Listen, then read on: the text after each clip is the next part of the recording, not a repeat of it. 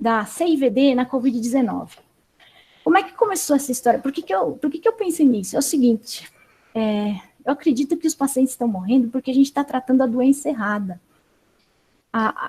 Como é que eu pensei? Eu estava na UTI no dia 27 de março, e eu vi uma senhora na minha frente com um raio-x não muito alterado, mas com uma oximetria absurdamente baixa, precisando de uma FiO2 de 80%, e uma complacência perfeitamente normal do pulmão, fazendo o que eu achei que era um distúrbio de ventilação-perfusão, predominantemente pelo lado vascular, né? Eu falei, meu Deus, eu via muito CIVD quando eu era mais jovem, lá na REC do INCOR, porque tinha naquela época o oxigenador de membrana, de bolhas, e ele fazia muita plaquetólise e fazia CIVD, e a gente via muito isso. E parecia muito, me lembrou muito o que eu via naquela época.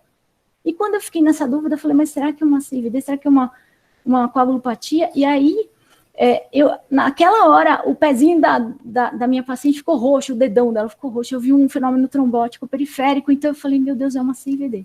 Nessa hora, eu liguei a heparina, e eu vou explicar para vocês como é que a gente vai ligar isso daí, depois no final eu vou dar o protocolo para vocês, e o dedinho dela no final do dia, depois de umas 6, 7 horas, estava rosinha, e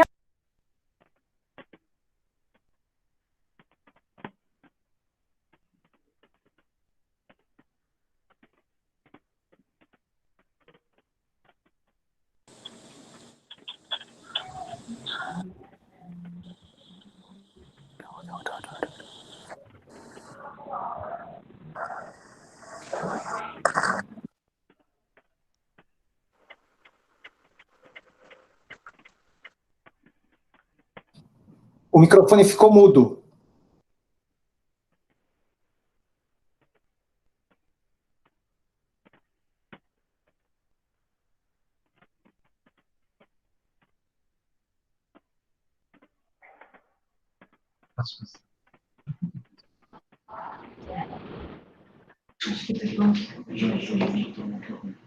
Você consegue abrir a câmera também? Posso falar lá? Alguém me raptou aqui a sua apresentação, não sei como conseguiu, mas... Será que eles escutaram o comecinho? Escutamos até a hora que você falou que usou heparina e aí o dedão do pé visualizou. Pergunta se vocês estão se ouvindo. Vocês estão me ouvindo? é melhor estar a tela saindo. Nossa. Fechar o microfone. Vocês estão me ouvindo, gente? Sim. Sim. Vocês conseguiram ouvir o comecinho? Não. Eu ouvi. Tecnologia não é meu forte. Tá bom, tá todo mundo ouvindo, né? Do oxigenador de bolhas, né? Vocês escutaram até a parte do oxigenador de bolhas, né? Que dava muito CIVD naquela época. E aí, nessa hora, eu vi o pezinho da roxo, e eu tive uma referência dos meus alunos da biologia, a professora Maria, o professor Saldiva, para me ajudar a entender o que estava acontecendo no quadro anatômico patológico, e eles me ajudaram muito. Eu vou apresentar um pouquinho disso aqui para vocês também. Eu não sou patologista, mas eu tenho a alegria de trabalhar com o pessoal do departamento de biologia há 30 anos. Então, a gente é muito junto. Eu faço, olha. Eu vou fechar. Você quer fechar? Você pode fechar essa aqui. Deixa eu só fechar o microfone. Tem que você fechar essa aqui. Você quer desligar essa aqui?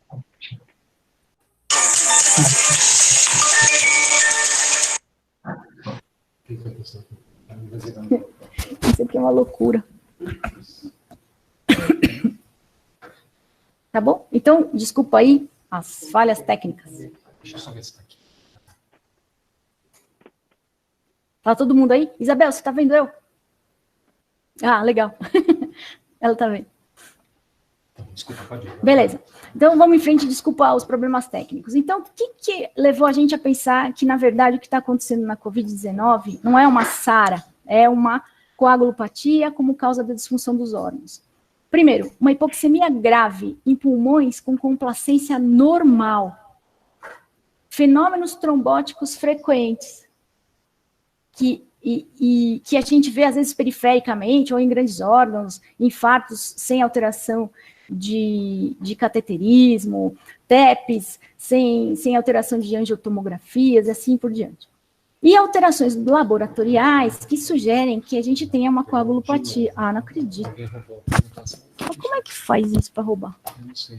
Eu só fui mexendo embaixo. Você está apresentando. Estou vendo ali que apareceu.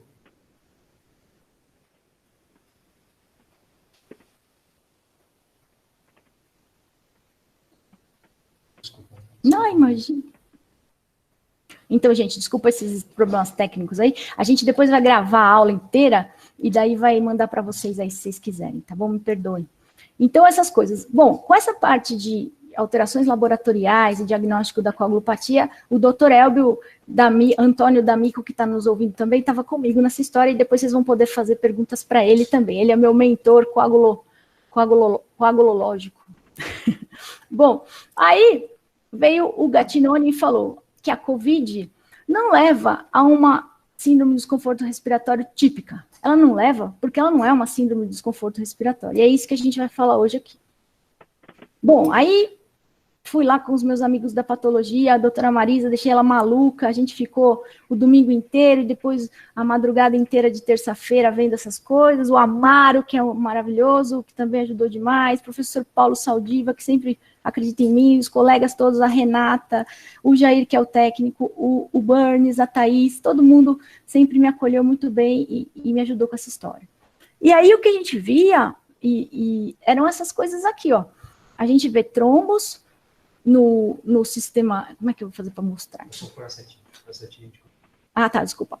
Trombos aqui em áreas do pulmão onde há dano alveolar e trombos em área do pulmão onde o septo está fininho e não tem dano alveolar. Áreas normais. Além disso, o Amaro, ele achou trombos na circulação renal e trombos na derme. Por isso que explica aquela dor que o paciente tem, que parece de crise de falciforme, que é uma dor de isquemia de pele, de músculo que ele tem. Então, é assim que eu fui em frente, porque eles me deram evidência anatomopatológica, né? E também porque na hora que eu liguei a heparina nessa senhora que fez a cianose do dedo e o distúrbio VQ grave na UTI, no dia seguinte, ela tinha baixado de 80 de FI para 40 de FI e o dedinho estava rosa, né? Então, eu fui atrás dessa história toda. E, além disso, eu acho, agora não fica só no achômetro, porque os colegas patologistas mostraram isso são dados em publicação, que foram submetidos, né? Que, além do pulmão, a gente tem um comprometimento de outros órgãos, coração, rim, e o que está acontecendo nesses órgãos é microtrombose, trombose da microcirculação. Por isso que a gente tem as alterações laboratoriais de necrose. E aí eu peguei essa notícia do New York Times que fala que os pacientes com coronavírus são traídos por seu próprio sistema imunológico. E é isso mesmo que acontece, né? Então a gente vai conversar um pouco aqui. Depois os meus amigos infectologistas maravilhosos que estão ouvindo também me ajudam se eu falar alguma besteira, né? Aí o pessoal da Infecto mostrou para mim isso daqui, uma coisa que saiu no New England, de um paciente, o primeiro paciente que eles tiveram lá, você vê que ele do primeiro ao 10º dia, o paciente ainda tem febre, tá vendo? Nessa fase está acontecendo uma coisa que é a tal da tempestade de interleucina, em geral é do primeiro ao 7º.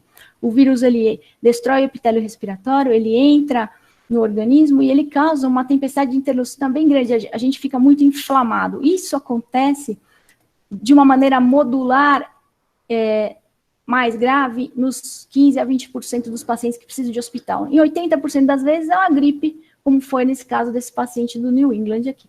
Depois você para de ter febre, e enquanto você está com febre você tosse, você tem rinorreia, e a gente viu muita gente que perde o olfato, e agora eu já posso dizer, depois de 3, 4 semanas, que volta, porque o pessoal está falando, doutora, já estou sentindo o cheiro de novo, mas eles perdem de um jeito que parece que nunca mais vai voltar. Fadiga, náusea, muita náusea, vômitos também vi bastante, diarreia menos, mas vi, e uma dor abdominal. Então, esses são os principais sintomas. Depois que acontece essa tempestade de interleucina, alguns pacientes têm uma calmaria aqui. E aí, do 7º ao 10º dia, eles vêm para o pronto-socorro nessa fase da disseminação da cascata da coagulação, quando eles começam a dessaturar, começam a ficar hipoxêmicos, que é o que a gente tem visto. Isso pode ir até além. Um paciente recente, ele veio no 11º dia de sintomas, e o dímero dele chegou até 20 mil. Eu dei alta para ele, sem tubo, só com catéter de oxigênio, com esse protocolo que eu vou explicar para vocês aqui no final. Bom, aí tem essa outra imagem que os meus amigos da Infecto me ajudaram também e me deram, que é um gráfico de mais ou menos como é que as coisas acontecem no corpo do paciente, né? Olha aqui, ó, 30% que não têm sintomas, eles são menos contagiantes, talvez. A gente não tem nada disso, como disse a Miriam Dalben, a gente não sabe de nada nessa história, a gente está aprendendo a cada dia, né?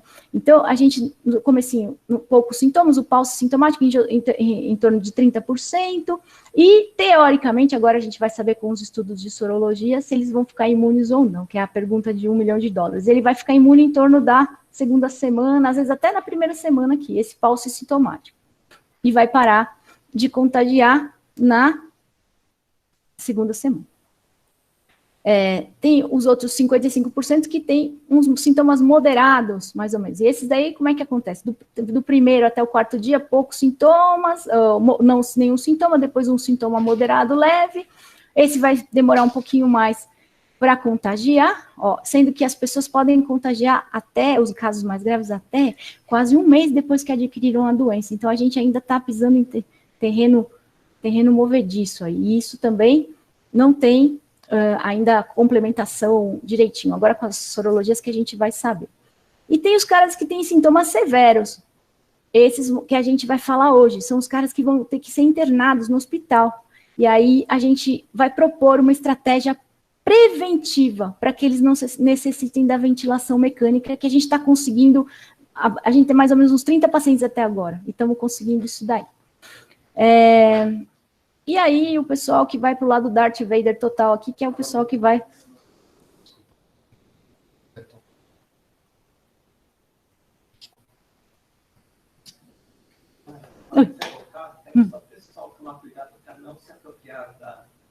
Da apresentação. É isso que eles estão fazendo?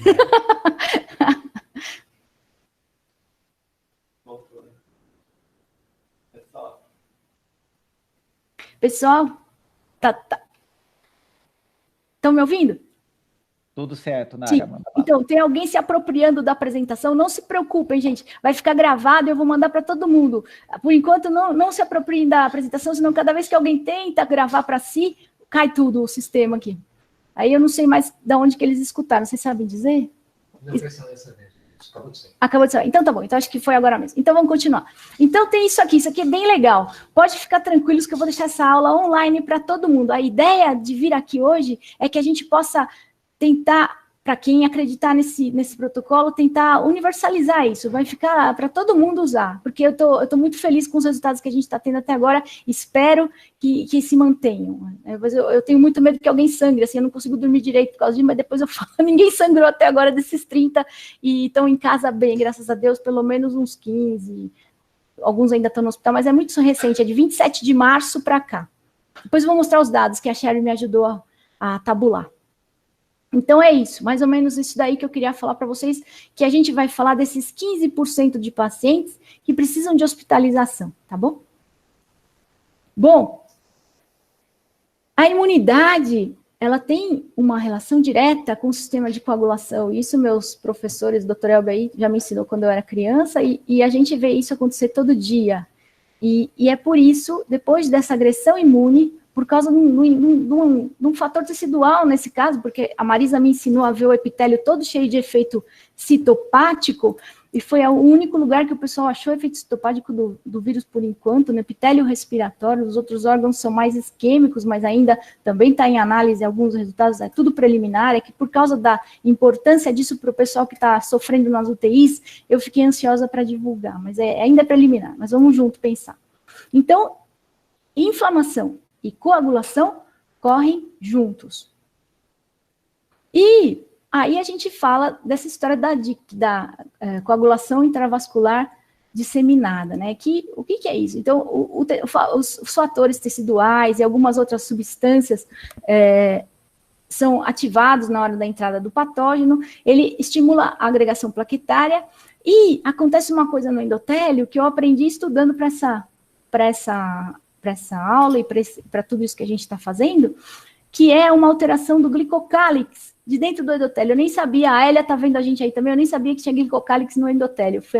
Eu fui estudar isso agora e foi muito legal, porque quem me ensinou isso foi o professor Gregório. Bom, e aí o que acontece?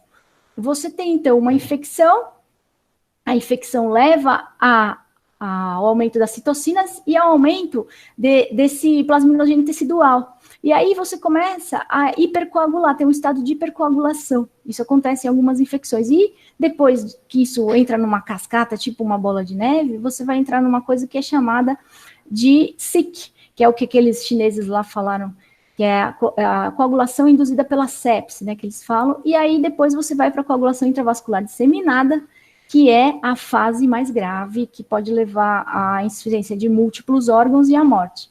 A nossa ideia é agir aqui, pertinho da entrada da SIC, antes que a gente vire uma DIC e não consiga mais reverter o processo que vira um círculo vicioso, né? Depois o doutor Elber vai explicar se eu falei alguma besteira aí. Bom, a gente tem alguns indicativos laboratoriais que isso está acontecendo nesses pacientes também. E o que mais a gente tem usado é o dímero D. No comecinho, teve um pessoal que falou que o dímero D era só um marcador de inflamação, que não era para olhar para ele. Mas eu vou mostrar para vocês, e como os colegas da China mostraram, ele é um potente indicador de prognóstico e talvez da hora de agir com a anticoagulação em alguns casos, não em todos, mas em alguns casos, né?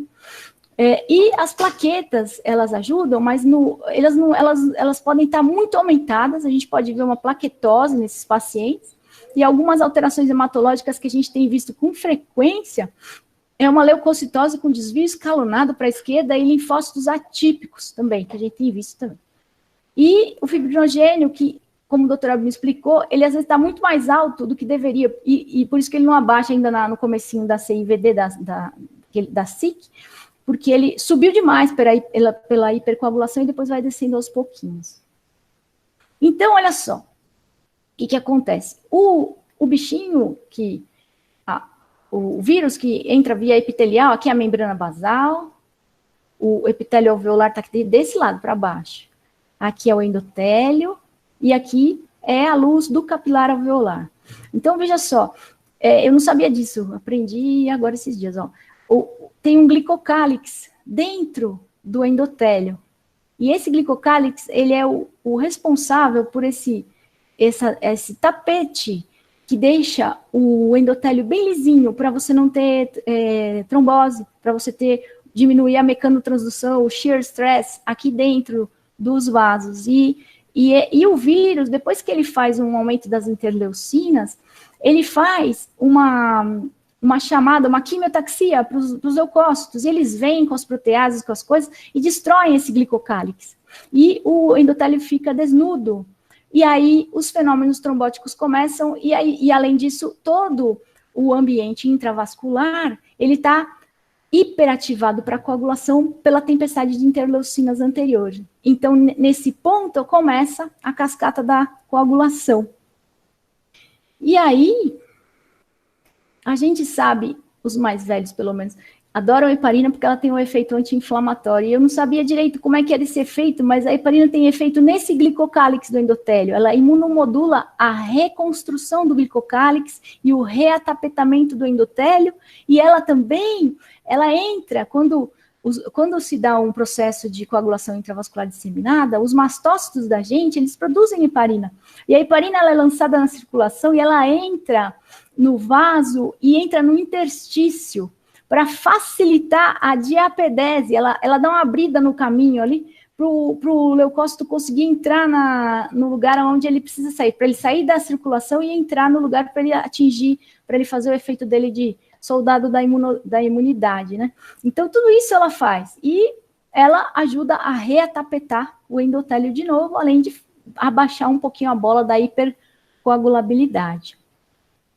Bom, aí a gente mostra, depois isso foi dia 27 de março que a gente estava pensando nisso, depois de um tempo, acho que uma semana ou duas, esse colega da China, ele fez um estudo retrospectivo de 1.800 pacientes, ele classificou todo mundo aqui direitinho, ele pegou só os graves, muito, muito graves, desses são 449, e ele mostrou retrospectivamente que quem tinha recebido heparina tinha morrido menos do que quem não tinha, mas só se tivesse aquele SIC score, que era o índice de sepsis-induced coagulation, bem altão. Quer dizer, no cara mais grave, se ele tivesse tomado heparina, ele teria vivido um pouquinho mais do que o outro. Mas ele não teve um poder estatístico muito animador, mas é um estudo retrospectivo, não teve critérios de quem foi anticoagulado e quem não foi, não é? Aqui tem um esquema dizendo, tá vendo que os caras com SIC mais grave, aqui são os que usaram heparina e os que não usaram, os azuizinhos aqui que usaram heparina morreram bem menos do que depois de 28 dias de hospital, do que os que não usaram heparina, né? E aí também indicando que o D-dímero era maior nos pacientes que não usaram heparina, mas isso não é linear. Eu vou mostrar para vocês que isso é errático, é só uma pista para a gente que a CIVD está acontecendo. E lembra de novo, isso não acontece em todo mundo. Acontece nos 15% dos pacientes mais graves que precisam procurar o hospital. Ah, outra coisa. Desconfigurou porque eu fiz no Mac, mas tudo bem. Aqui, dá para ver aqui. Isso aqui é sobre a IL-6. A IL-6, ela tem o anti-IL-6, a IL-6 tem um efeito pró-coagulante. Então, provavelmente, o anti-IL-6, que custa, sei lá quantos $1.000, ele tem um efeito nessa síndrome, porque ele tem um efeito anticoagulante, ele freia a cascata da coagulação, e ele talvez dê uma melhorada mesmo lá para frente. Então, mas ele é muito caro para o SUS, e a heparina não é. Então, por isso que eu estou animada para mostrar para vocês isso daí. E outra coisa que o meu colega Dr. Daniel Deanzelan me chamou a atenção foi dos efeitos da cloroquina na anticoagulação. E talvez seja por isso que o Trump, e eu não vou falar outro nome, gosta tanto da hidroxicloroquina, porque ela tem um efeito anticoagulante também, pequeno, antifosfolípide, e talvez seja isso que em alguns pacientes que não têm uma CIVD, que o doutor Elber vai explicar depois, que é uma CIVD galopante lá, a OVER, que ele fala, esses pacientes talvez respondam com a cloroquina nos estágios iniciais. Então, ela tem esse efeito anticoagulante. E, além disso, então é isso aí. Essas são as evidências que eu queria mostrar para vocês entenderem por que eu estou animada com esse trial e por que eu quero dividir com todo mundo para a gente botar no SUS mais rápido aqui. Bom, isso é um resultado preliminar do nosso estudo. Isso aqui é a turma toda que está envolvida, a Bruna Manprim Piloto, a Luciana Cato Morinaga, o Carlos Jardim, a Sherry, que fez todas as tabelas e gráficos desse trabalho, não tem como agradecer, porque a gente está trabalhando na UTI de noite, ainda tem que escrever, é desesperador, ela me ajudou demais. Dr. Elbio, que é o nosso mentor coagulatório, e o professor Daniel, que é o chefe da nossa equipe do Sírio, que acolheu rapidamente as nossas sugestões, né? Bom, então, a nossa população é uma população pequena ainda, gente. São dados anedóticos ainda pequenos, a gente está trabalhando nisso. O pessoal do Sírio está fazendo o protocolo para enviar para a Conep em 48 horas, e eu quero ver quem gostaria de participar com a gente no estudo aqui do HC. A ideia é fazer um multicêntrico, por isso que a gente está conversando aqui hoje. E aí eu vou apresentar o que eu tenho, mas isso eu sei que ainda não tem poder estatístico, eu sei de tudo, só vou apresentar para vocês darem uma olhadinha. Bom, a média de idade dos nossos pacientes é de 58 anos, com desvio padrão de 16. O tempo de internação, isso é o mais legal, quer dizer, vocês viram que aqueles caras morreram, depois de 28 dias eles sobreviveram. O nosso tempo de internação é de 5 a 7 dias de internação. E o tempo de UTI a gente não sabe ainda, porque alguns pacientes ainda estão em UTI, são poucos. Chamaram a gente para esses pacientes que estão na UTI, depois que eles já estavam na UTI uns 5 a 7 dias. Por isso que a gente acredita no timing. Aí fica mais difícil tirar o paciente da tempestade coagulatória. Talvez, assim, a gente acredita que tem que ser precoce, que tem que ser assim que ele começa a dessaturar. Não deixar para um estágio onde já tem uma certa lesão de órgãos-alvo, insuficiência renal, que é o que a gente está enfrentando na UTI, porque fica mais difícil de tirar o paciente, né? E a gente só tem 5 desses pacientes em UTI, porque a partir do momento que a gente percebeu que era uma CIVD, a gente começou a tratar todos os outros com esse protocolo que eu vou mostrar para vocês, a partir do primeiro sinal de dessaturação de oxigênio. Então, só quem ficou na UTI é quem já estava lá antes do protocolo. Os outros, ninguém precisou de ventilador. O dímero D da admissão, mais ou menos 1.000 a 2.000, isso variou bastante. Os linfócitos, às vezes linfopênico, às vezes normais. O DHL a gente acabou usando como um indicador de lesão epitelial, que ajuda a gente um pouquinho a decidir algumas coisas mais para frente no protocolo. O PCR da admissão varia muito. Às vezes o paciente tem um PCR super pequenininho e quando ele começa a piorar, lá na frente aumenta o PCR. E o delta T de sintomas até ser internado é de 6,7 dias, ou seja, mais ou menos 3, ou seja, 7 a 10 dias, que é aquele período perigoso que eu falei para vocês lá na tabela dos sintomas, né? E o delta T de sintomas até usar o protocolo é de 9 dias, porque aqui estão incluídos todos os pacientes, inclusive os da UTI, mas depois eu vou mostrar para vocês os separados, que já entraram e a gente botou no protocolo. E aqui delta T de internação até o protocolo 3 dias, também por causa dessa coisa da UTI. Comorbidades, nossos pacientes tinham diabetes, 9%, 23% hipertensão, pneumopatas, insuficiência renal, apneia do sono, neoplasia, tinha 9%, cardiopatia, mas era só 2, tá vendo? É pouquinho, são até agora 24 pacientes, é bem pouquinho. A gente já tem mais 10 para incluir na planilha, então é tudo anedótico aqui, mas eles tinham as comorbidades. E aqui é mais ou menos uma ideia de como que era a tomografia desses pacientes. A maioria tinha um dano moderado e alguns tinham um dano leve. Leve aqui. 25, menos que 25%, 25 a 50%, 50% da tomo atingidos. Tá? Isso tudo é obra da Sherry aqui.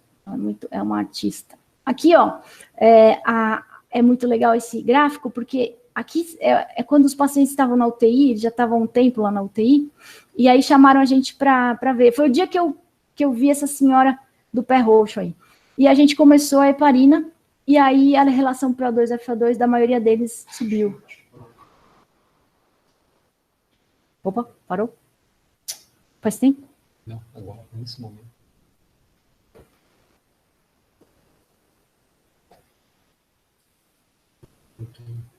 De novo.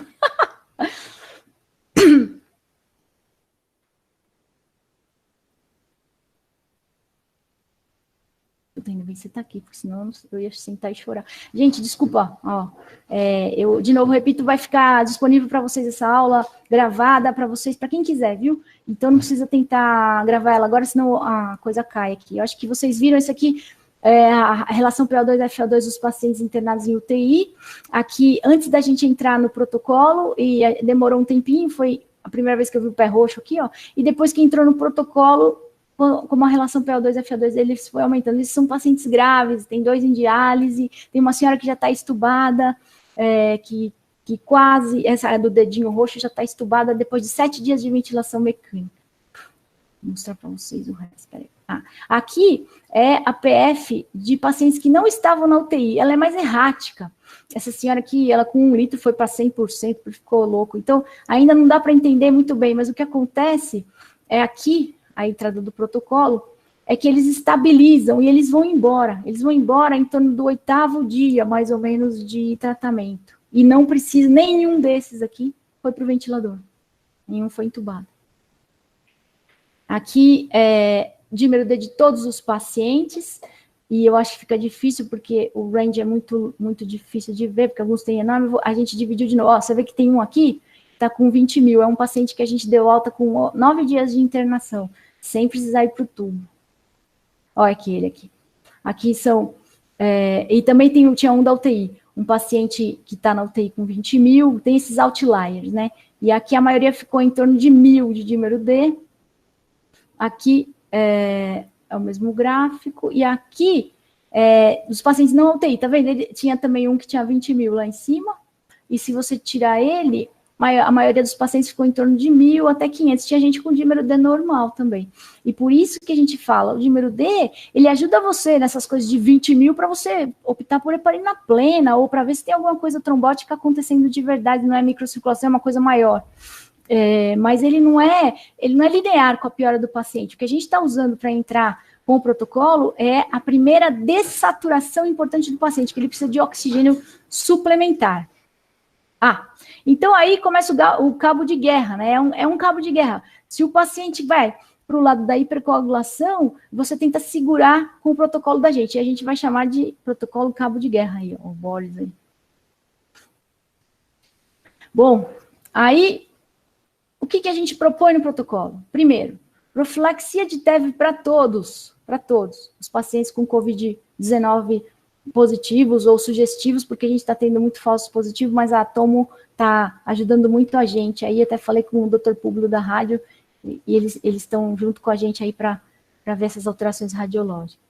Outra coisa importante, o período da intervenção, ele tem que ser precoce. A gente entra com o que a Bruna chamou de profilaxia dobrada, Clexane 40 miligramas a cada 12 horas, assim que o paciente mostra os primeiros sinais de hipoxemia, com necessidade de suplementação de oxigênio. É aí que a gente vai começar o cabo de guerra, vai começar a tentar não levar esse paciente para a UTI, a ele frear essa hipercoagulação e ele não entrar em insuficiência de múltiplos órgãos, em insuficiência respiratória. Esse é o ponto, é o pulo do gato, diferente de todos os outros trabalhos que estão sendo feitos na literatura, que são no paciente em UTI grave.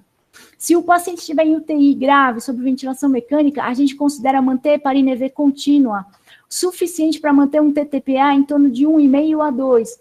Não precisa heparinizar pleno. A gente pode heparinizar EV contínuo e manter o TTPA mais baixo, segurando a hipercoagulabilidade. Agora, iniciar a heparina plena se a gente identificar algum evento trombótico, como foi o caso dessa senhora que trombosou o dedinho. Agora, tem um outro braço do protocolo que a gente viu que esses pacientes de UTI, principalmente, ou os mais graves, eles, apesar da gente tentar frear a CIVD, eles têm um certo nível de necrose pulmonar e eles têm facilidade de ter infecção secundária. E alguns têm uma ativação da fibrogênese, da deposição de matriz extracelular, que vem depois mesmo, com essa história da tempestade de interleucinas. Nesses casos, que a gente identificou como pacientes com piora radiológica, eles começam a ficar com pulmão branco, sem elevação substancial do dímero D, então não parece que a trombogênese está controlada. E muitas vezes com elevação importante da PCR e ocasionalmente do DHL, levando a gente a pensar a lesão epitelial, a gente pensa se está tendo esse braço para fibrogênese, se é um paciente que está indo para deposição de matriz no pulmão, ou se ele está tendo uma infecção bacteriana secundária. Então, nesses casos, a gente está dando metilprednisolona 0,5 miligrama por quilo, e não Decadron, como os estudos estão falando. O Decadron veio porque os colegas que fizeram os estudos, provavelmente, eu acho que é por isso, são anestesistas que usam bastante Decadron, eles têm bastante experiência com Decadron, e a gente que é pneumo sabe que a metilprednisolona para a gente age melhor. E aí a gente escalou no antibiótico de acordo com a orientação dos colegas da CCIH, por favor, não fiquem bravos comigo, vocês sempre são consultados. Então, a gente entra nessa fase, mas o corticoide não é ruim na Covid? Sim. Se você entrar na primeira semana, quando o vírus está querendo entrar no seu organismo, você vai baixar os linfócitos e vai tirar os seus soldados da linha de frente, e aí o vírus vai entrar com muito mais força no seu corpo. Mas depois da segunda para a terceira semana, o corticoide imunomodula a deposição de matriz e ele pode ser seu aliado em baixa dose. Aquele protocolo de 20 miligramas de Decadron é um absurdo, o Meduri já testou isso daí antes, um montão de Decadron em qualquer inflamação pulmonar, e só mostrou que a gente tem mais infecção e nenhum benefício, né? Então, aquele protocolo, no meu modo de ver, está errado. E também estou com medo agora dessa história de plasma, porque se o cara está em CIVD, será que a gente vai dar plasma com fator de coagulação e ele vai trombosar mais? Não sei. Fiquem atentos para quem for fazer o protocolo de plasma, porque agora a gente está fazendo tudo que ajuda e então é isso, né? Então esse é o nosso protocolo, é simples. Eu vou deixar essa aula gravada e vocês vão poder participar do multicêntrico se quiserem. Vai ser muito bom a gente se unir nessa história para vocês me ajudarem a pensar melhor. Importante, a gente não observou hemorragia em nenhum paciente desses 24, 30 pacientes até o momento. Mas cuidado com as contraindicações à anticoagulação, cuidado, porque a gente fica muito preocupado com isso mesmo. O sangramento é a nossa maior preocupação. Mas até agora, nada de importante, nenhum evento importante para mencionar. E é isso. Eu queria, então, agora que vocês abrissem os microfones aí, doutor Elber, que está nos ouvindo, se quiser falar alguma coisa, a professora Marisa, que me ajudou demais, e aí a gente está junto agora para conversar.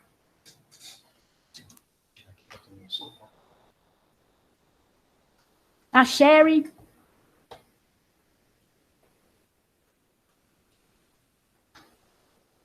Acho que ficou bom. Oi, alguém quer perguntar alguma coisa aí? Oi. Foi todo mundo embora.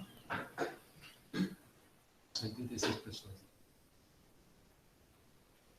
Doutor... Gente, quem quiser fazer pergunta, abre o microfone. Pode falar. Doutor Elber está aí? Alô? Alô? Fala aí, o que o senhor manda? Não, é o Walter Campos, da cirurgia. Pois não, doutor Walter. Mas eu gosto do Elber também, ele é meu amigo. Então, não seria interessante talvez fazer um estudo epidemiológico, os pacientes que tomam anticoagulante de maneira perene, né? Se tiver uma evolução menos ruim da infecção por coronavírus. Nossa, é muito legal essa ideia. É difícil fazer isso aqui no Brasil, né? Lá na HC a gente tem um monte de paciente que toma, tal, mas na Inglaterra, que o surto está super alto, podia, de repente, levantar no National Institute of Health lá da Inglaterra, Sim. Que eles têm tudo muito tabulado para ver se essa população que toma anticoagulação de maneira perene talvez teve menos incidência de internação e evolução pior, né? O que você acha? Então o doutor Elber vai falar, que ele é o nosso mentor coagulológico aí que eu fiz. Fala aí, doutor Elber. Doutor Elber. Ele pediu para falar. Bom, eu acho que a gente pode fazer esse estudo, sim. Até a minha mãe falou para eu ligar para a Inglaterra hoje para dar isso aí para o Boris Johnson. Aí, eu acho que a gente podia aproveitar as duas coisas. Fala com o pessoal que está tratando dele e já pede para fazer esse tipo de coisa. Eu acho que é muito interessante, Mas eu não sei se estou falando besteira. É bom que o doutor Elber fale. Acho que ele está com problema com o microfone. Ele já vai falar para você. Mas eu acho que sim, vamos ver o que está acontecendo. Mesmo o Esper tinha falado de estudar esses caras que tomam cloroquina por causa de uma doença reumatológica, se eles também não estão protegidos, porque para a cloroquina agir, a gente precisa pelo menos de um mês. Então, agudamente, é muito pouco o efeito dela. E talvez esses que estão tomando a longo período tenham mais um efeito do que os outros, né? Não sei. Tem um paciente que estava internado no... Fala. Tem um paciente que estava internado no Sírio, um jurista importante que saiu na mídia, não vou falar o nome, que é paciente de uma colega que é reumatologista. E ele teve internado com complicações de uma cirurgia e pegou o coronavírus. Certo. E ele tomava a cloroquina pela doença reumatológica. Né? Ele teve na UTI internado pelas complicações, né, cirúrgicas. Mas infartou e tal. Mas a cloroquina que ele tomava, enfim, ele não teve uma evolução ruim do coronavírus. Interessante, né, isso? Interessante. O Esper levantou essa bola logo no comecinho. Ele falou isso aí, a cloroquina só se os caras estiverem tomando. É um estudo legal para fazer. E de anticoagulante também. A gente acredita nesse efeito anti-inflamatório da heparina. Então, eu acredito que esses outros anticoagulantes, talvez, não tenho isso, mas se você já está num efeito de frear a coagulação crônico, né? Talvez. Meu medo é que as pessoas saiam comprando anticoagulante, igual fizeram com a cloroquina. Eu morro de medo disso. Até falei pro doutor Elber, a pessoa pode morre sangrando em casa e não vai sarar do coronavírus e vai morrer. Aliás, não vai pegar o corona porque vai morrer sangrando, né? Pelo menos não vai pegar por causa disso, né? Então não pode comprar anticoagulante sem receita médica, e esses anticoagulantes que a gente usou são intra-hospitalares. Eu tô falando isso porque essa apresentação pode vazar para o público leigo e aí é bom falar, né? Tenho medo. Nara, posso falar? Marisa, sim, olha aí, ó. Essa é a mentora. Pode falar. Eu queria saber se nesses seus pacientes vocês têm alguma evidência de tromboembolismo pulmonar de vasos maiores, porque existem alguns relatos não publicados na literatura ainda, e o material que a gente está estudando é de pulmão periférico, e eu acho que isso é uma questão importante, se a gente está vendo alguma coisa local, ou se isso é êmbolo, e você falou de alguns fenômenos trombóticos de periferia, né, sistêmico, mas em relação a tromboembolismo pulmonar, tem alguma coisa documentada, não? A gente tem 2 pacientes que a gente acredita que tenham tido tromboembolismo pulmonar, mas eu não tive coragem de dar contraste para eles, porque eles estavam entrando naquela fase de lesão renal e eles se recuperaram depois. Então, a gente não tem a comprovação do exame, mas depois a gente pode fazer tranquilo. Um deles é o paciente lá do 9 de julho que chegou a 20 mil de dímero D, e aí entra um problema legal que a gente tem que ver, porque esse cara que fez 20 mil e ele fez uma imagem em cunha no raio-x, assim, típica de TEP, esse eu já falei para ele, você vai tomar anticoagulante 6 meses. E os outros que a gente dá alta, a gente mantém anticoagulante pelo menos 4 semanas, porque a gente ouviu falar de gente que volta e tem TEP, vai para casa, igual aquele menino de 23 anos que morreu lá no Nordeste. Eu acredito que ele foi para casa bem e voltou com TEP. Quer dizer, além de tratar intra-hospitalar, depois da alta, a gente deixa mais 2 semanas a 3 semanas com anticoagulante. Então, esse que fez uma cunha era um TEP. E a outra senhora era da UTI, ela fez uma pressão de artéria pulmonar de 70. E quando a gente entrou com heparina plena para ela, porque era uma evidência forte de ser um TEP, ela agora está com 50 de pressão de artéria pulmonar. Então, eu acho que isso aí é uma coisa legal. Alô? Leonardo? Oi, Henrique, desliga o microfone aí. Desculpa. É o Walter de novo? Pode falar. Marisa, eu respondi sua questão aí? Desculpa. Respondeu, que eu tô com o microfone aqui fechado. Tá bom. Um beijo para você. Tá bom. Pode falar, Walter. Então, eu queria só falar de um caso do Santa Marcelina.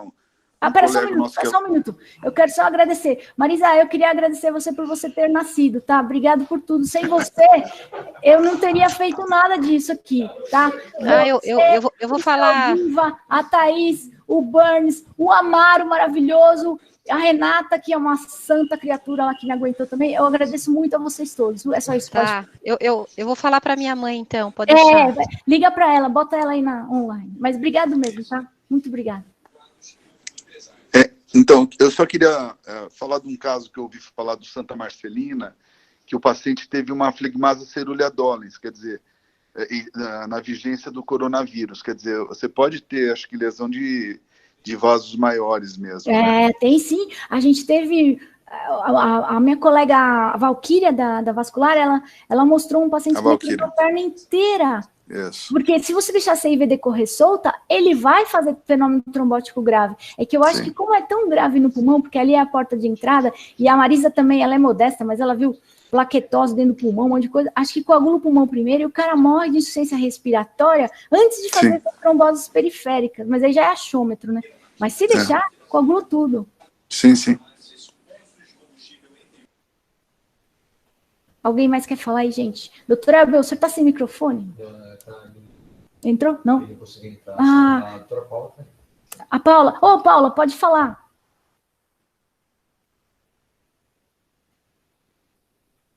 Ninguém quer falar? Tá todo mundo... Vocês acharam que eu sou muito maluca de pensar essas coisas? Vocês acham que tem a ver? O que vocês... Comentários. Marinha, vou parafrasear você. Sérgio! Essa é um cérebro matemático. Fala aí. Obrigada que você nasceu também. É que você nasceu, Marinha. Não, o que eu gostei da sua ideia, que é diferente de todas as outras que a gente tem lido aí nesses últimos tempos, é que ela faz sentido, e ela faz aquele sentido que explica todos os sintomas, assim, aquela uma explicação que explica todas as nuances. Isso eu acho que é meio old-fashioned, mas eu acho que é bem legal. Assim. Obrigado por tudo, hein? Nós passamos a madrugada acordada aí para fazer as estatísticas. A doutora Paula vai falar? Eu tenho algumas perguntas aqui.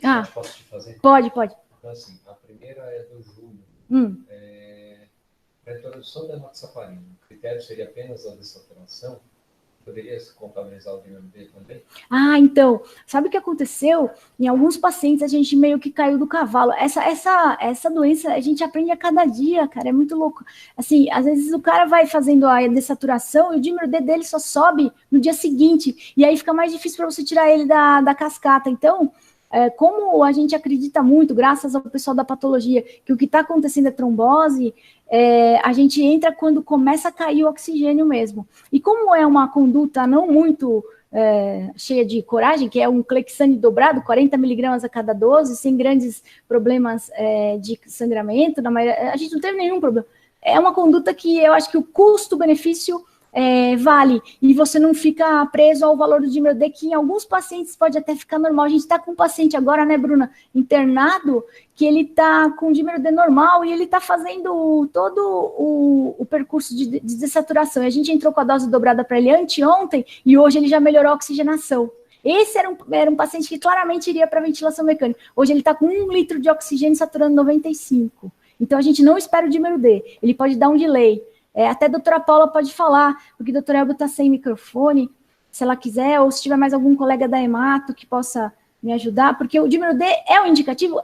Mas ele não é linear, ele não pode ser usado, mesmo nos pacientes que melhoram clinicamente, às vezes ele fica alto muito tempo, então a gente aí não está confiando 100% no valor, assim, num nível, num cutoff, assim, de dímero D, mas é um indicador legal. A Thaís perguntou se a gente vê plaquetose nesses pacientes. A gente vê plaquetose, sim, e a gente vê...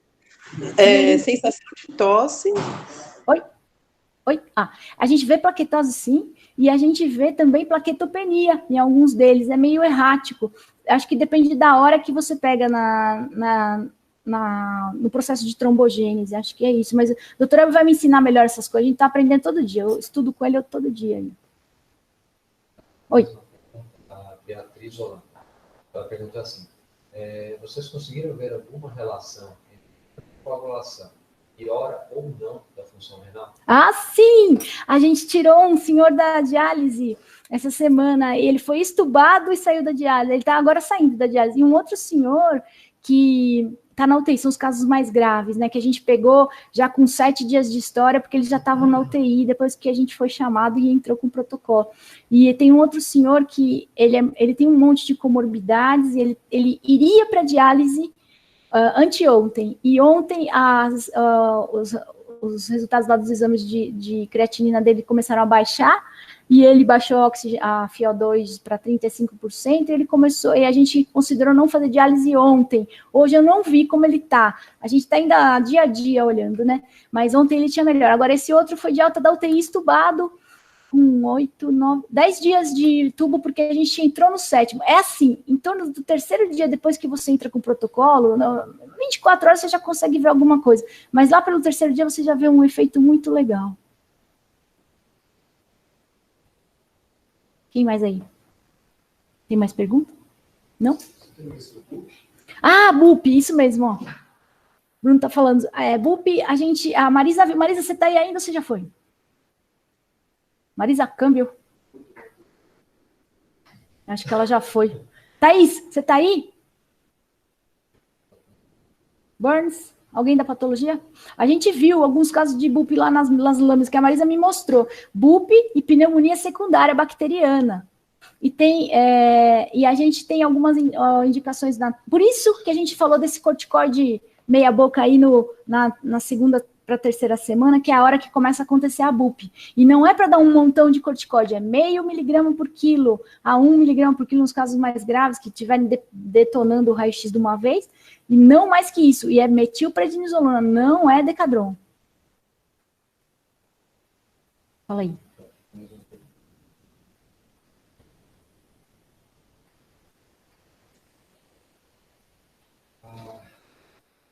A Adriana está perguntando quanto tempo de corticoide.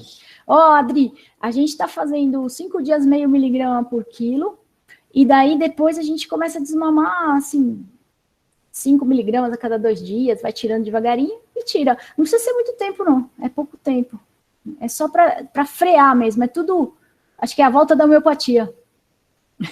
A Hélia, que é outra, é maravilhosa, esqueci de falar. Hélia, você também, que revisou todos os meus textos, que ficou comigo madrugadas a fio aí, conversando, tudo. Obrigado, que falou que para eu prosseguir, e a Hélia falou uma coisa que eu queria muito fazer, microscopia eletrônica desse endotélio, para ver, a gente consegue, a Hélia é uma fera da eletrônica, e a gente pode ver tudo o que está acontecendo nessa interação da matriz extracelular, com o endotélio, com o epitélio, a eletrônica vai ajudar muita gente. Então, Hélia, obrigado, e a gente conta com você. Oi, Eonara, voltei, tá? Ah, obrigado. Fala da BUP aí, Marisa. Qual que é a pergunta? O Bruno falou se tem BUP em algum caso, se você viu algum caso de BUP. Não, então, a gente, agora que a gente já analisou 10 casos, ou está analisando, na verdade, está tudo bem em andamento, mas uma coisa que a gente estava prevendo que fosse acontecer é que os pacientes vão apresentar padrões diferentes de histologia de acordo com o tempo de internação, né? Sim. Então, o que a gente vê é mais um padrão de organização de um dano alveolar do que propriamente a BUP, né? Tem um paciente que tem um padrão meio bupoide assim mesmo, mas é um paciente só. Mas o que prevalece são fases diferentes de um dano alveolar difuso. Então, coisas bem agudas, paciente que chegou e morreu e chegou no pronto-socorro quase em óbito, e coisas mais organizadas com pacientes que têm uma história mais arrastada, uma história de doença acima de 10 dias. Então, a gente está vendo, na verdade, uma coisa prevista, previsível, né, que ao longo da evolução da doença você vai observando essa organização até com um pouco de fibrose, etc., que é uma coisa que a gente costuma ver nesses danos alveolares difusos. E as pneumonias secundárias também que você viu, né? Pneumonia secundária em mais da metade dos pacientes. Também. Então, esse daí do protocolo é aquela turma que estava melhorando com o protocolo da anticoagulação, de repente fica com um raio-x branco, sobe DHL, estoura PCR. Pensa em duas coisas, indo para fibrogênese e fazendo infecção secundária, é o que a gente está fazendo, pelo menos, né? E lembrar que a Marisa viu o pessoal que foi para o lado do Darth Vader total, que é a autópsia, né? A gente está tentando trazer para o lado do Obi-Wan, né? É isso. O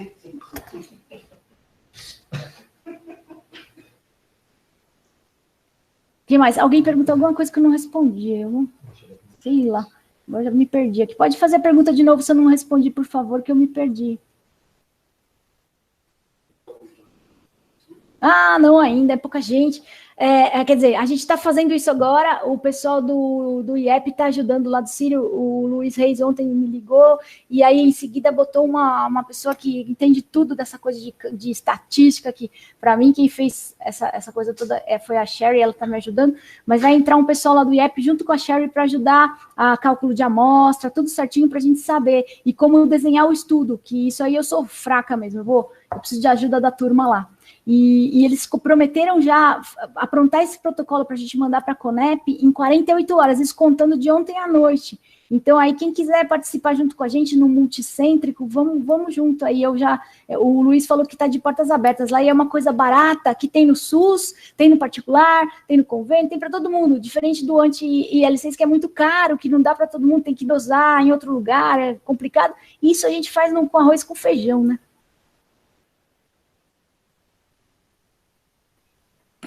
Alô, Eonara? Fala, Walter. Eonara?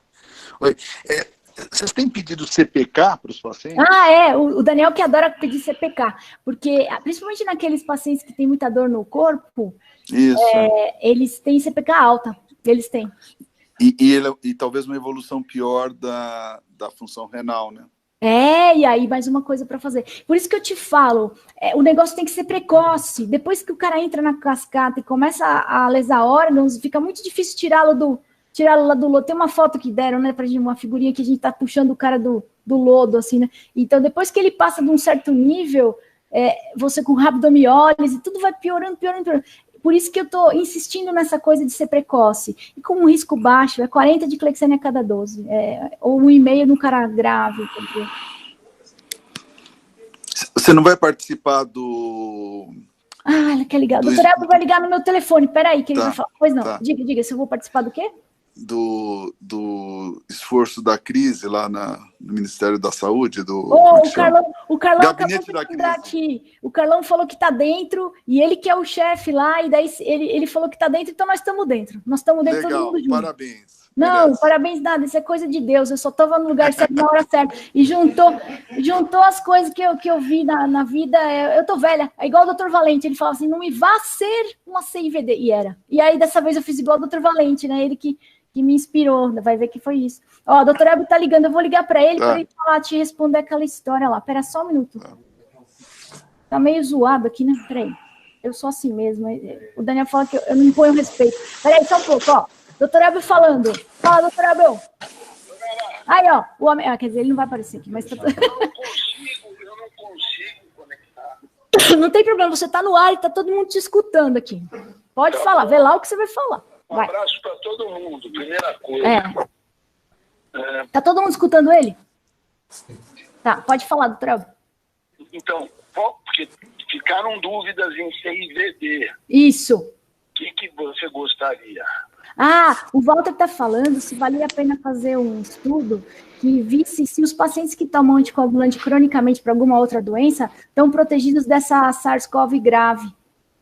Poder pode, né? A gente tem lá no ambulatório da Hemato pacientes que tomam anticoagulante há muito tempo, são os que usam basicamente Marevan, né? Mas tem alguns, mesmo tomando Clexane por longo tempo, principalmente pacientes com câncer, ele daria para fazer um estudo e ver qual que é a evolução desses pacientes, né? Se tem maior proteção ou não. Eu acho que daria para fazer. Qual outra? A outra é aquela coisa da cloroquina na anticoagulação, que eu falei en passant, se você quer falar alguma coisa diferente. Cloroquina na anticoagulação? Que ela tem um efeito antifosfolípide, por isso que ela tem um efeito... A minha experiência que eu vejo nos pacientes com síndrome antifosfolípide primária, mas isso também é descrito em SAF secundária, que a cloroquina, ela reduz a trombogenicidade. Então, tendo um efeito imunomodulador, ela diminui a reatividade plaquetária, tem trabalho que mostrava a menor disposição de fator tecidual, e com tudo isso a gente reduziria a hipercoagulabilidade, a trombogenicidade desses pacientes. Tem trabalhos que mostraram até que em moças com SAF gestantes, a cloroquina usada, a hidroxicloroquina usada durante a gestação, mas é uma dose menor. A gente usa 400 miligramas uma vez ao dia, né? Então, que essa cloroquina durante a gestação permite uma melhor evolução gestacional, sem menos trombose, sem menos complicações fetais. Então, a cloroquina, a gente costuma usar, eu particularmente costumo usar em situações assim. Pessoas, por exemplo, que têm uma síndrome antifosfolípide primária, vão para um procedimento cirúrgico que pode ter um risco trombótico maior no pós-operatório, e muitas vezes o cirurgião fica preocupado em reiniciar a heparina 24 horas após a cirurgia, né? Então, isso é uma experiência pessoal minha. Eu dou cloroquina um tempo antes, um mês antes, para reduzir, quando o paciente tem síndrome antifosfolípide, só nesses casos. Nesses casos. Eu dou antes, e é isso que eu queria que você falasse, você dá um mês antes, que é para ela ter... Agora, dá na hora que o cara está lá na UTI, pode ser até lesivo, né? Mas isso é muito de observação pessoal. A gente sabe que a cloroquina não funciona rapidamente. Isso. Ela tem uma ação mais lenta. Então, eu não sei, assim, nessa situação. Tem um artigo, isso que eu estava te falando, que queria que todo mundo visse, tem um artigo que foi publicado agora no Journal of Thrombosis and Thrombolysis.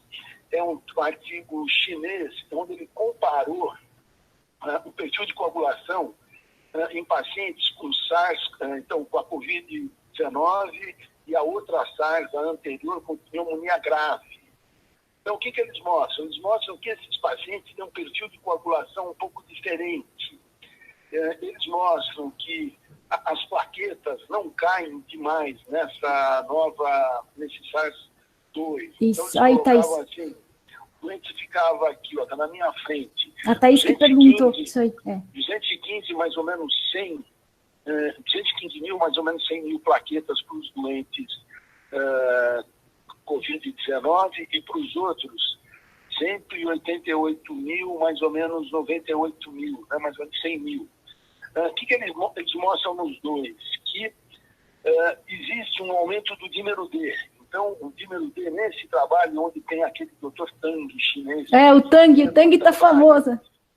Então, o Dr. Tang, ele põe uma observação muito interessante, que ele fala assim, que ele estratificou, então, a associação entre o tratamento com a heparina e a evolução em pacientes estratificados, de acordo com o dímero, foi avaliada.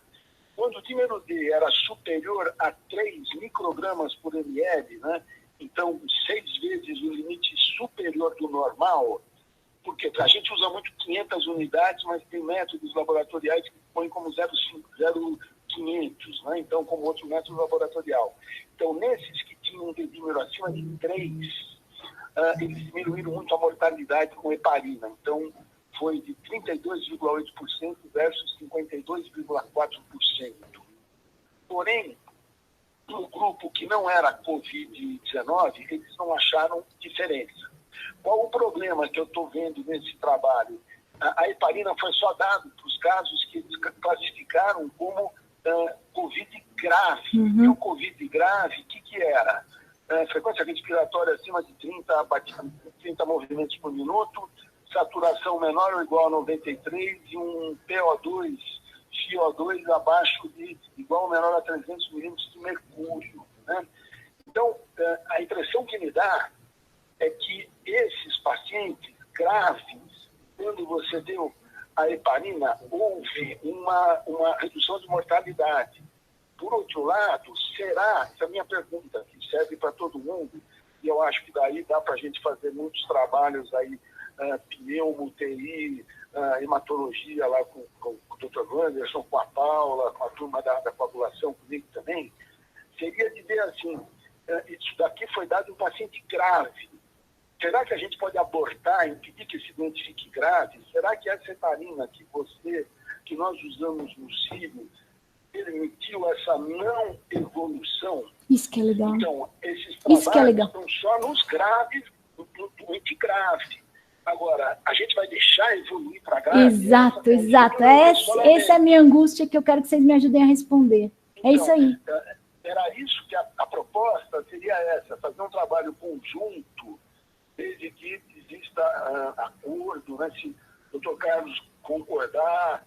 Ele concordou. O Wanderson já me falou que por ele tudo bem. Legal. O Wanderson, quando eu conversei com ele ontem, ele está super à disposição para fazer esse trabalho. Legal. Evolutivamente, que eu acho que isso é importante. Vendo a evolução, o paciente internou, tem algum motivo para estar internado, claro, a gente vai fazendo um acompanhamento laboratorial para ver esses marcadores, para a gente ver aquilo que eu sempre tinha te falado, né, Nara? Sim. Que a gente tem a CIVD, que é classificada como over, ou seja, uma CIVD que está bem escarrada na nossa frente. Aprendi. E a gente tem a non-overt, ou seja, é um processo evolutivo. Isso. Quando a gente tem a non-overt, a sociedade pede para a gente fazer controles laboratoriais sequenciais, eventualmente cada 2 dias. Isso, né? Que a gente está falando. fazendo. Não deixar o cara ficar uma doença muito descontrolada. Muito grave. E daí tem um outro artigo que eu acabei de baixar, super interessante, também um trabalho chinês que foi publicado no Experimental Therapeutic Medicine, 2014, que é um trabalho prospectivo, eu não li ainda, que é baixa dose de heparina como tratamento para CIVD inicial durante a sepsis. Né? Então, eu acho que tem tudo isso em aberto para a gente poder ver se realmente a heparina está tendo toda essa bola, se era tudo isso mesmo, ou se é um tratamento que não vai ser mais uma opção terapêutica que talvez não sei, daí a gente comprovar que ela funciona realmente. É legal a gente comprovar. É isso mesmo. Doutora, obrigado, o senhor nasceu também. Eu estou à disposição quem quiser, você pode dar meu celular, Leonara, para quem quiser, para todo mundo. Tá bom. Pode dar meu e-mail. Tá, a gente vai estar online de todo mundo, a gente também, todo mundo. Eu estou prometendo que essa semana eu resolvo ter um WhatsApp. Ah, que maravilha! Ou não. Talvez o senhor se arrependa rapidamente. Talvez sim, viu? Mas assim, a gente vai, eu acho que com certeza você vai se arrepender, mas tudo bem. Vamos ficar junto, então. Então, que bom. E o Carlão também falou que está junto com a gente. Se o Carlos estiver aí, pessoalmente, manda um abraço para ele. Lembra aquele que me investigou daquela saturação baixa que eu tenho, 93. Carlão, quer falar aí? PO2 e não se achou nada, e eu não consigo aumentar. É verdade. Eu não sei se o Carlão ainda está ou se ele já saiu, coitado, porque ele deve estar cheio de coisa para fazer. Mas eu falo para ele. Obrigado, doutor Elbio. Nada, estou à disposição. Obrigadão. Um abraço para todos. Obrigado. Beijão. Beijão, tchau, obrigado. Isso aqui tá parecendo programa de auditório, né, agora? Então, acho que é isso. Alguém mais quer perguntar alguma coisa? E quem quiser fazer parte do trabalho, por favor, conversa comigo. O Marcelo vai fazer também. E eu queria agradecer de novo a Marjorie, porque sem a Marjorie, eu não teria tido a oportunidade de falar com vocês. Foi ela que falou com o Marcelo, e o Marcelo, querido, falou comigo e me deu essa oportunidade de ouro de juntar os colegas para pensarmos juntos. Aí todo mundo junto. Vocês viram que isso é um trabalho que sozinho não vai dar para levar para frente, não. E eu estou tendo a ajuda de muitos amigos. O pessoal da patologia é inestimável, a Sherry, todo mundo. Eu não vou nem falar, porque todo mundo está ajudando muito. Obrigado por tudo, de vocês estarem aí. Se vocês não tiverem mais perguntas, a gente vai finalizar. Eu vou deixar a aula disponível, gravada para todo mundo, tá bom? Obrigadão. Tchau.